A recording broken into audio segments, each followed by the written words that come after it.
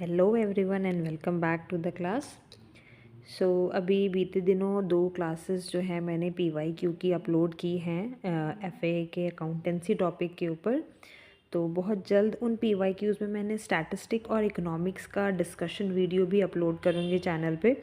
Subject specific videos ही upload हो रही हैं सो दैट आप लोगों को पढ़ने में आसानी हो। ठीक है, तो अब बहुत जल्द जो है इकोनॉमिक्स का पीवाईक्यू डिस्कशन और स्टैटिस्टिक का पीवाईक्यू डिस्कशन भी मैं चैनल पे अपलोड कर दूँगी। तो हमने जो 2 साल के 2024 में और 2022 में, ये जो 2 साल में एफए का एग्ज़ाम हुआ था जेकेएसएसबी का, हमने ये नोटिस किया था कि पीएफएमएस के क्वेश्चन जो थे वो दोनों सालों में रिपीट हुए थे। मैंने सोचा कि पीएफएमएस के क्वेश्चन रिपीट हो रहे हैं तो क्यों ना एक बार इस टॉपिक को दोबारा से डिस्कस कर लिया जाए। तो इसीलिए आज आपके लिए मैं इस क्लास में 20 एमसीक्यूज़ लेकर कर आई हूँ पीएफएमएस टॉपिक के ऊपर, और जो इन एमसीक्यूज़ का लेवल है वो रहेगा मॉडरेट टू हाई। ठीक है, तो मेरे साथ आपने एमसीक्यूज़ को सॉल्व करना है, पढ़ेंगे समझेंगे, और बहुत ही डिस्क्रिप्टिव क्लास रहेगी ये। हर क्वेश्चन का एक्सप्लेनेशन भी साथ में मैं आप लोगों को दूंगी। ठीक है, and at the end let us see how much we score. ठीक है, मुझे कमेंट करके अपना स्कोर ज़रूर बताना। चलिए फिर शुरू करते हैं हम आज की class. Question number 1, first question पूछ रहा है which of the following best describes PFMS as integrated financial architecture. देखो क्वेश्चन को समझते हैं। क्वेश्चन पूछ रहा है कि पीएफएमएस को इंटीग्रेटेड फाइनेंशियल आर्किटेक्चर के रूप में सबसे बेस्ट कैसे डिस्क्राइब किया जा सकता है। ये नीचे 4 हमें ऑप्शंस दिए हुए हैं, यानी पीएफएमएस करता क्या है ग्राउंड लेवल पर, हमने इसको समझाना है। तो पहले एक बार पीएफएमएस का जो कोर कंसेप्ट है हम वो जान लेते हैं। ये है पब्लिक फाइनेंशियल मैनेजमेंट सिस्टम। इसका मेन काम क्या है? गवर्नमेंट के फंड फ्लो को ट्रैक करना, ट्रांजैक्शन को रियल टाइम मॉनिटर करना, एक्सपेंडिचर को ट्रेस करना from centre, state, district to beneficiary. मतलब पैसा कहाँ से निकला, कहाँ गया, किसने यूज़ किया, सब कुछ ट्रांजैक्शन लेवल पर रिकॉर्ड होता है। इसलिए पीएफएमएस सिर्फ अकाउंटिंग सॉफ्टवेयर नहीं है बल्कि ट्रांजैक्शन बेस्ड मॉनिटरिंग सिस्टम है। ठीक है, अब ज़रा हम सारे ऑप्शंस को समझते हैं कि कौन सा ऑप्शन इसको बेस्ट डिस्क्राइब कर रहा है। ऑप्शन 1 में आपको बोला है अ बजटिंग सपोर्ट प्लेटफॉर्म। तो देखो बजटिंग का मतलब होता है प्लान बनाना, एलोकेशन बिफोर स्पेंडिंग। पीएफएमएस का फोकस बजट बनाना नहीं होता बल्कि बजट के बाद के फंड का यूज़ मॉनिटर करना होता है। इसलिए ये ऑप्शन आपका गलत हो जाता है। ऑप्शन बी में बोला है अ post audit financial control system. Post audit का मतलब होता है खर्च होने के बाद ऑडिट करना। PFMS real time transaction tracking करता है, बाद में ऑडिट नहीं करता। इसलिए ये भी आपकी इनकम्प्लीट डिस्क्रिप्शन है। ऑप्शन सी में आपको पूछा है a transaction based fund flow and expenditure monitoring system. PFMS her transaction को रिकॉर्ड करता है, फंड फ्लो ट्रेस करता है, एक्सपेंडिचर को मॉनिटर करता है, और यही इसकी एक्चुअल प्रैक्टिकल रूल है। इसलिए ये ऑप्शन आपका बिल्कुल एक्यूरेट है। ठीक है, option number C is the correct answer. Now question number 2, इसमें हमें पूछ रहे हैं PFMS ensures end-to-end tracking of funds mainly through integration with what। अब देखो इस क्वेश्चन में क्या बोल रहे हैं। क्वेश्चन बेसिकली आपको पूछ रहा है कि PFMS end to end fund tracking कैसे इंश्योर करता है, मेनली किस इंटीग्रेशन के थ्रू। तो देखो एंड टू एंड का मतलब होता है कि सेंटर से पैसा निकला, कहाँ गया? स्टेट ट्रेजरी में गया, वहाँ से गया बैंक में, वहाँ से गया किसके पास? इम्प्लीमेंटिंग एजेंसी के पास, और अल्टीमेटली किसके पास पहुँच गया? बेनिफिशियरी के पास, जिसके पास एक्चुअल में पैसा पहुँचना चाहिए था। पीएफएमएस का एक्चुअल वर्किंग मॉडल क्या है कि पीएफएमएस तब पावरफुल बन जाता है जब ये मल्टीपल सिस्टम्स को कनेक्ट कर देता है। जैसे बैंक क्या है? पेमेंट एंड बेनिफिशियरी को पेमेंट करेगा और बेनिफिशियरी अकाउंट को क्रेडिट करेगा। ट्रेजरी सिस्टम क्या करेगा? स्टेट लेवल फंड रिलीज करेगा और अकाउंटिंग करेगा। इम्प्लीमेंटिंग एजेंसीज क्या है? वो क्या करेंगी? स्कीम को एग्जीक्यूट करेंगी और डेटा को यूटिलाइज करेंगी। इन तीनों के बिना कंप्लीट ट्रैकिंग पॉसिबल ही नहीं है। ऑप्शंस को देखते हैं। ऑप्शन ए में बोला है सेबी एंड स्टॉक एक्सचेंज। सो देखो, सेबी एंड स्टॉक एक्सचेंज का काम कैपिटल मार्केट रेगुलेशन है, गवर्नमेंट फंड फ्लो या वेलफेयर की स्कीम का इसके साथ कोई लेना देना नहीं है, इसलिए ये ऑप्शन आपका गलत हो गया, इररेलेवेंट हो गया। फिर ऑप्शन बी में बोला है RBI core banking system. So RBI regulator है, डायरेक्ट पेमेंट सिस्टम नहीं है। पीएफएमएस बैंक के सीबीएस कोर बैंकिंग सिस्टम से कनेक्टेड होता है, लेकिन सिर्फ आरबीआई सीबीएस नाम से कोई इनका कोई सिस्टम नहीं होता। सो ये ऑप्शन भी आपका इनकम्प्लीट है और मिसलीडिंग है। ऑप्शन सी बोल रहा है banks treasury system and implementing agencies. So PFMS का एंड टू एंड आर्किटेक्चर यही कंप्लीट होता है। ट्रेजरी फंड रिलीज करती है, बैंक पेमेंट एग्जीक्यूशन करता है और implementing agency utilisation and reporting करती है। So this is the correct answer, option number C. ठीक है, सो आपने याद रखना है कि PFMS ensures end to end fund tracking through integration with bank treasury system and implementing agencies. All right, now question number 3 में आपको पूछ रहे हैं which accounting principle is most directly supported by PFMS architecture. Question का समझो मतलब, PFMS का architecture किस अकाउंटिंग प्रिंसिपल्स को सबसे ज़्यादा सपोर्ट करता है। सोचो, पीएफएमएस बना ही किस लिए है, पैसे के फ्लो को ट्रैक करने और मॉनिटर करने के लिए और विजिबल बनाने के लिए, है ना। सो पीएफएमएस का रियल कंट्रीब्यूशन क्या है कि पीएफएमएस इंश्योर करता है कि पैसा कहाँ से निकला, कहाँ गया, किस बेनिफिशियरी को मिला, कब और कैसे यूज़ हुआ। ये सब मिलकर डायरेक्टली अकाउंटेबिलिटी और ट्रांसपेरेंसी को स्ट्रेंथन करता है। अब ऑप्शन ए आपको बोल रहा है कंजर्वेटिज्म। सो कंजर्वेटिज्म का मतलब होता है कि लॉसेस को रिकॉग्नाइज करना, प्रॉफिट को लेट। सो पीएफएमएस का लॉस प्रॉफिट से कोई लेना देना नहीं है, सो दिस इज रॉन्ग। फिर आपको बोला है मैचिंग प्रिंसिपल। मैचिंग प्रिंसिपल तो हमें पता है, इनकम के साथ रिलेटेड एक्सपेंस को सेम पीरियड में अकाउंट करना। So PFMS accounting period matching भी नहीं करता, so this is also wrong. Option C आपको बोल रहा है accountability and transparency. So PFMS हर ट्रांजेक्शन को ट्रेसेबल एंड विजिबल बनाता है, ऑफिसर, एजेंसीज, बेनिफिशियरी सब अकाउंटेबल होते हैं, तो मोस्ट डायरेक्ट सपोर्ट यहीं से मिलता है। तो this is the correct answer, option number C. ठीक है, नाउ क्वेश्चन नंबर 4, इसमें आपको पूछ रहे हैं the role of controller general of account CGA in PFMS is primarily related to what.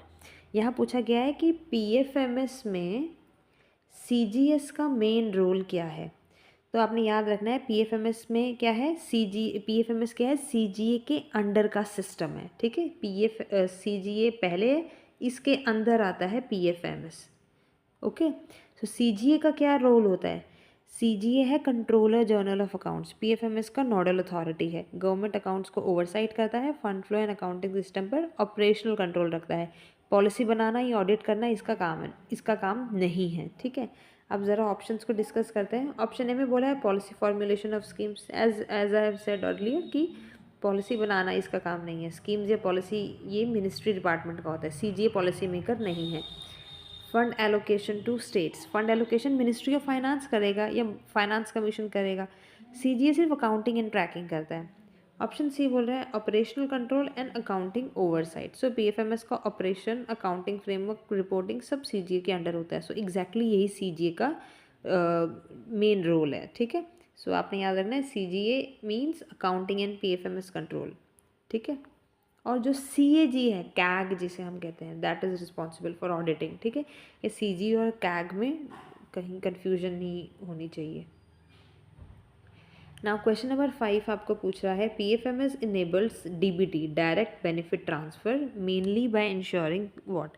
देखो, डीबीटी का मतलब क्या होता है, गवर्नमेंट जो है डायरेक्टली बेनिफिशियरी के बैंक अकाउंट में पैसा डाल देती है ना। सो पीएफएमएस क्या करता है, बैंक से इंटीग्रेटेड होता है, आधार अकाउंट वैलिडेशन कर लेता है, मिडिल मैन को हटा देता है, इसलिए लास्ट माइल डिलीवरी पॉसिबल होती है। अब ऑप्शन ए में आपको बोल रहे हैं कैश बेस्ड अकाउंटिंग, तो ये तो गलती हो गया ना, कैश बेस्ड तो है ही नहीं, ये तो इलेक्ट्रॉनिक ट्रांजेक्शन तो सारी होती हैं, यहाँ पे इलेक्ट्रॉनिक सिस्टम है। Elimination of budget deficit, so ये एक मैक्रो इशू है, this is not the correct answer. Centralise tax collection, ये तो जीएसटी इनकम टैक्स का काम है, ये सही नहीं है। सही आंसर है last mile fund delivery to beneficiaries. So PFMS enables DBT by ensuring last mile delivery of funds to beneficiaries. Okay, option C is the correct answer. Now question 6 is asking which of the following activities is outside the functional scope of PFMS। तो आपको question में क्या पूछ रहे हैं, कि इनमें से ऐसी कौन सी एक्टिविटी है जो आपके पीएफएमएस के फंक्शनल स्कोप से बाहर है, उसके अंडर नहीं आती है। तो करेक्ट आंसर आपके पास यहाँ है option number C, preparation of appropriation accounts. Why? PFMS क्या करता है? Fund tracking, expenditure monitoring, payment verification. लेकिन एप्रोप्रिएशन अकाउंट एनुअल अकाउंट्स होते हैं, सीजीए कैग फ्रेमवर्क में सेपरेटली प्रिपेयर होते हैं। सो पीएफएमएस के अंदर आता है सिर्फ फंड यूटिलाइजेशन को ट्रैक करना, रियल टाइम एक्सपेंडिचर्स को रिपोर्ट करना और बेनिफिशियरी पेमेंट वेरिफिकेशन करना। सो पीएफएमएस डेटा प्रोवाइड करता है, फाइनल एप्रोप्रिएशन अकाउंट्स प्रिपेयर नहीं करता। So this is the correct answer. Okay, now question number 7 is asking PFMS strengthen which dimension of public financial management the most? PFMS जो है वो कौन सी public financial management की dimension को सबसे ज़्यादा स्ट्रेंथन करता है? फिजिकल डेफिसिट कंट्रोल को, लेजिस्लेटिव बजटिंग को, एक्सपेंडिचर ट्रांसपेरेंसी को या रेवेन्यू फोरकास्टिंग को? तो सही आंसर है ऑप्शन सी, एक्सपेंडिचर ट्रांसपेरेंसी को। देखो पीएफएमएस हमें पता है रियल टाइम एक्सपेंडिचर दिखाता है, फंड मिसयूज को डिटेक्ट करता है और पब्लिक मनी का क्लियर ट्रायल दिखाता है। तो इसका सबसे स्ट्रॉन्ग इम्पैक्ट क्या है? ट्रांसपेरेंसी इन एक्सपेंडिचर, है ना। तो इसीलिए option C is the correct answer. Now question number 8 is asking the integration of PFMS with bank primarily helps in what? PFMS आपका बैंक के साथ इंटीग्रेट है, तो इसका आपको सबसे ज़्यादा क्या बेनिफिट मिल रहा है, क्या हेल्प होती है आपकी? तो करेक्ट आंसर है option number B, real time validation of payment transaction. देखो पीएफएमएस और बैंक दोनों मिलकर पेमेंट स्टेटस को चेक करते हैं, अकाउंट वैलिडेशन करते हैं और सक्सेस हुई ट्रांजेक्शन या फेलियर हुई इसको ट्रैक करते हैं। ये सब रियल टाइम ट्रांजेक्शन वैलिडेशन के लिए ही होता है, इसलिए option number B is the correct answer. Now 9th question में पूछ रहे हैं PFMS data is most crucial for which of the constitutional authority? इनमें से कौन से कॉन्स्टिट्यूशनल अथॉरिटी के लिए पीएफएमएस का डेटा मोस्ट क्रूशियल है? इलेक्शन कमीशन ऑफ इंडिया के लिए, Controller and Auditor General of India, Finance Commission या यूपीएससी, किसके लिए? तो सही आंसर है आपके पास option number B, Controller and Auditor General of India, यानी कि कैग। कैग का काम क्या होता है? गवर्नमेंट एक्सपेंडिचर का ऑडिट करना, मनी ऑथराइज्ड वर्सेस स्पेंट, इसको चेक करना। So PFMS detail transaction level data दे देता है, ऑडिट के लिए रेडीमेड डिजिटल ट्रेल जो है वो प्रोवाइड कर देता है। इसीलिए इनके लिए, कैग के लिए पीएफएमएस सबसे ज़्यादा ज़रूरी है। नाउ क्वेश्चन 10, इसमें आपको पूछ रहे हैं PFMS contributes to which stage of budgeting cycle most significantly? जो पीएफएमएस है वो बजटिंग साइकिल की कौन सी स्टेज में सबसे ज़्यादा सिग्निफिकेंट है? बजट फॉर्मुलेशन के टाइम पे पीएफएमएस ज़रूरी है, बजट अप्रूवल के टाइम पे ज़रूरी है, बजट एग्जीक्यूशन के टाइम पे ज़रूरी है या बजट प्रेजेंटेशन के टाइम पे ज़रूरी है? तो सही आंसर है option number C, budget execution. आप ज़रा बजट साइकिल को याद करो, क्या आता था? सबसे पहले फॉर्मुलेशन, फिर अप्रूवल, फिर एग्जीक्यूशन, फिर लास्ट में ऑडिट। सो पीएफएमएस का रोल क्या है? फंड रिलीज करना, एक्सपेंडिचर ट्रैक करना और पेमेंट मॉनिटरिंग करना। ये सब एग्जीक्यूशन के टाइम में होता है, ठीक है, क्योंकि फॉर्मुलेशन तो आपकी एक प्लानिंग स्टेज है। फिर उसके बाद क्या है? अप्रूवल, ये एक लेजिस्लेचर का स्टेप है। फिर है प्रेजेंटेशन, प्रेजेंटेशन में क्या है? फाइनेंस मिनिस्टर देखेगा। तो आपको किस वक्त पे ज़्यादा ध्यान देना है? जब आप उसको एग्जीक्यूट कर रहे हो तब, ठीक है। तो option number C is the correct answer. Now question number 11, इसमें पूछ रहे हैं which of the following statements regarding PFMS is incorrect? इनमें से कौन सी लाइन आपने बताना है कि गलत है पीएफएमएस के लिए?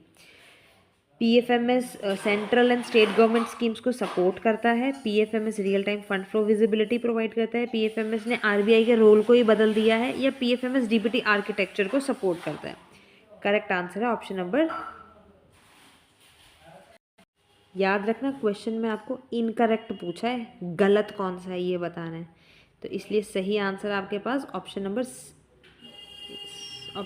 सी है, PFMS replaces the role of RBI. आपने गलत बतानी थी, तो पीएफएमएस कहाँ आरबीआई के रोल को रिप्लेस कर रहा है?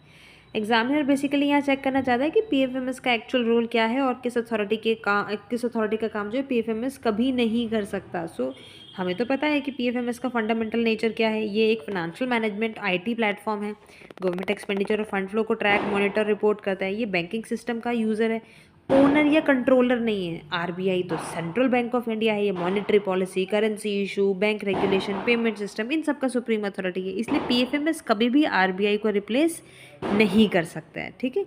इसलिए ऑप्शन नंबर सी जो है आपके पास वो करेक्ट आंसर रहेगा, ठीक है। इसलिए क्वेश्चन को पढ़ लेना बहुत ज़रूरी रहता है ध्यान से।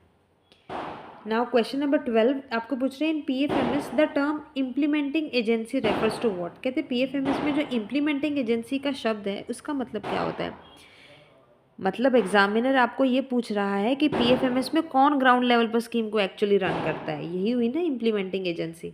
तो क्या क्या ऑप्शन दिए, ministry of finance, RBI, entity responsible for execution of government schemes या कैग।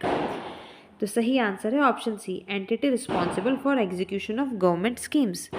देखो इम्प्लीमेंटिंग एजेंसी का क्लियर मीनिंग क्या होता है, जो गवर्नमेंट स्कीम को प्रैक्टिकली इम्प्लीमेंट करती है, जैसे state department, autonomous body, societies, NGOs या लोकल अथॉरिटीज़।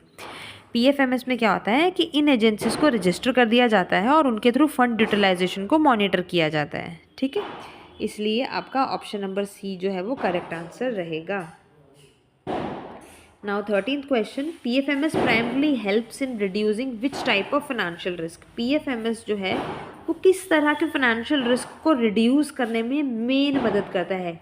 मार्केट रिस्क को मिटाने में मदद करता है, क्रेडिट रिस्क को, leakage and misappropriation risk को या इन्फ्लेशन रिस्क को। सही आंसर है option number C, leakage and misappropriation risk को। देखो रिस्क का कंसेप्ट समझो, गवर्नमेंट फाइनेंस में सबसे बड़ा रिस्क होता है पैसा बीच में लीक हो जाना, या रॉन्ग बेनिफिशियरी को पेमेंट हो जाना, या कोई फेक बेनिफिशरीज को पेमेंट दे देना, या पैसा ही डाइवर्ट हो जाना। सो पीएफएमएस का डायरेक्ट इम्पैक्ट क्या होता है कि ये end to end transaction trail देता है, आधार और अकाउंट को वैलिडेट करता है और रियल टाइम मॉनिटरिंग करता है। इससे लीकेज कम होती है, मिसयूज डिटेक्ट होता है और अकाउंटेबिलिटी बढ़ती है, ठीक है। इसलिए ऑप्शन सी जो है यही कोर ऑब्जेक्टिव पीएफएमएस का है। नाउ क्वेश्चन नंबर 14, इसमें आपको पूछ रहे हैं which accounting objective is best fulfilled by PFMS based reporting. इनमें से कौन सा accounting objective PFMS based reporting की वजह से बेस्ट तरीके से फुलफिल होता है। Income determination, capital maintenance, stewardship reporting या प्रॉफिट मैक्सिमाइजेशन। तो सही आंसर है आपके पास ऑप्शन सी, स्टेवर्डशिप रिपोर्टिंग।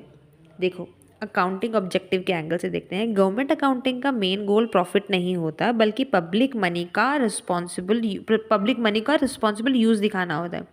इसी को कहते हैं स्टेवर्डशिप। तो पीएफएमएस क्या है, एक स्टेवर्डशिप टूल है। पीएफएमएस क्या रिपोर्ट करता है, पैसा किसने रिसीव किया, किस पर्पस के लिए किया, कितना यूज़ किया, कितना बैलेंस बचा, ये सब पब्लिक अकाउंटेबिलिटी इस्टेब्लिश करता है, ठीक है। इसलिए ऑप्शन सी जो है पीएफएमएस एग्जैक्टली यही करता है, फंड्स के यूज़ की रिस्पॉन्सिबिलिटी को इस्टेब्लिश करता है, इसलिए this is the correct answer. Now question 15 आपको पूछ रहे हैं PFMS acts as a bridge between. PFMS किन के बीच का ब्रिज बन के पैदा हुआ है, पार्लियामेंट्री और जुडिशरी के बीच का, बजट एलोकेशन और एक्चुअल एक्सपेंडिचर का, आरबीआई एंड सेबी का, या टैक्स पेयर्स एंड गवर्नमेंट का। तो करेक्ट आंसर है option number B, budget allocation and actual expenditure.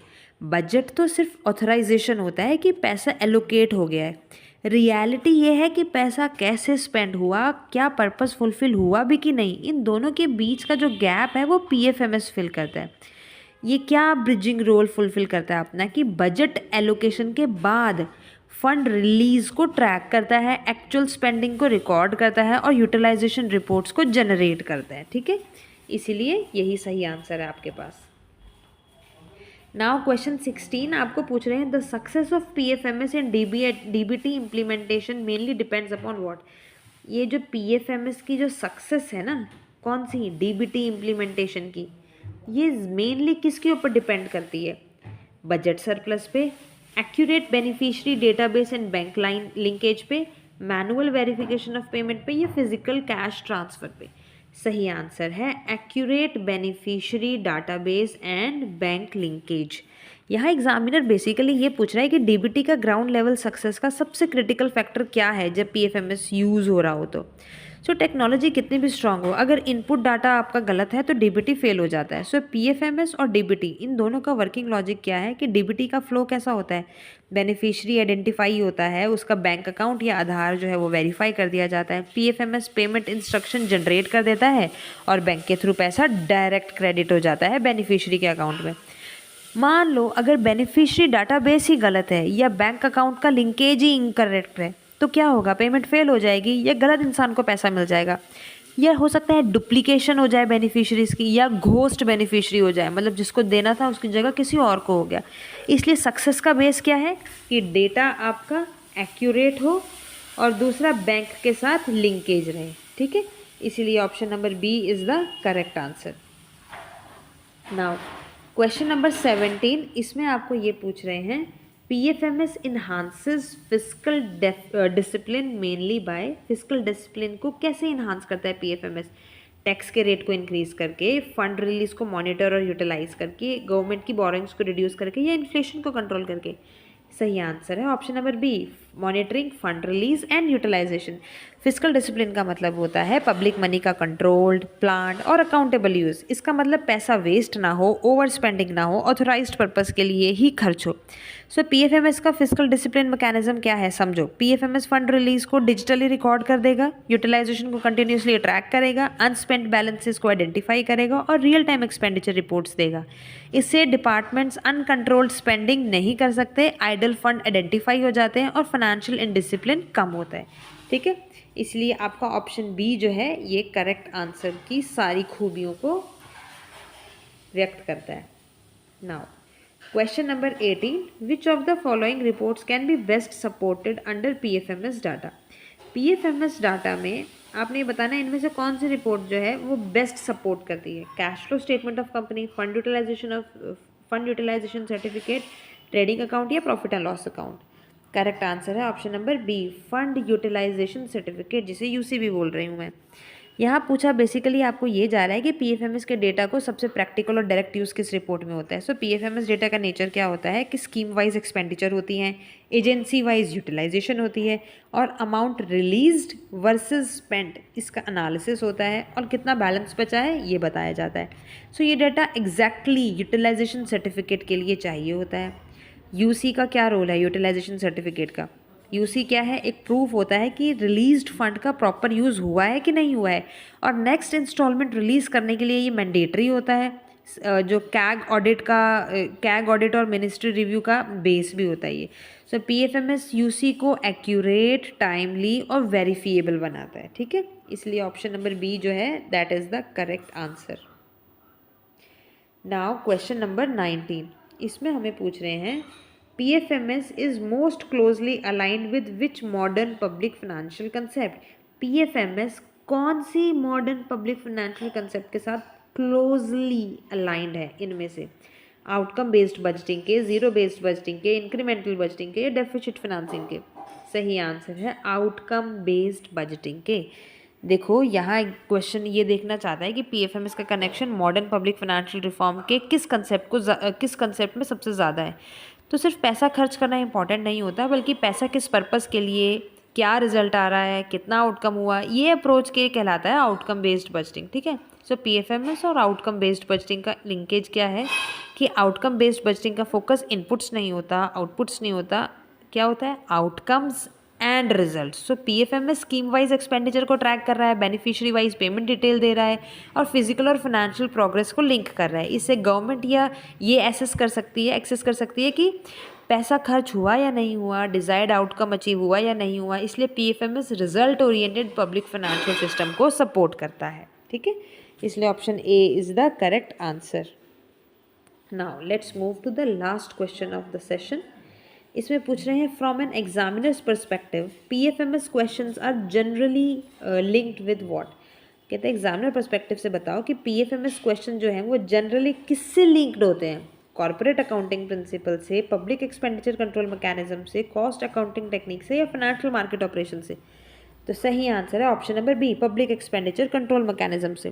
देखो एग्जामिनर का माइंडसेट समझो, एग्जामिनर PFMS को कभी कॉर्पोरेट अकाउंटिंग, कॉस्टिंग टेक्निक्स या मार्केट ऑपरेशन के साथ लिंक नहीं करता। PFMS का कोर डोमेन क्या होता है? पब्लिक एक्सपेंडिचर कंट्रोल, ठीक है। तो PFMS as an expenditure control tool क्या है कि फंड रिलीज को रेगुलेट करेगा, एक्सपेंडिचर को ट्रैक करेगा, लीकेज और मिसयूज को प्रिवेंट करेगा, अकाउंटेबिलिटी को इंश्योर करेगा। ये सब मिलकर PFMS को modern public expenditure control mechanism बना देते हैं, ठीक है।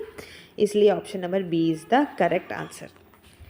All right, so here we come to the end of this video. Do let me know how much you scored out of 20, and ये PYQs और डिस्कस करते रहेंगे, और जो मोस्ट कॉमनली क्वेश्चन आए थे उनको हम लोग और टॉपिक को डिस्कस करेंगे, और कोई स्पेसिफिक टॉपिक जो आप चाहते हो कि मैं डिस्कस करूँ आप लोगों के साथ, तो do let me know in the comment section. So till then keep practising and happy learning.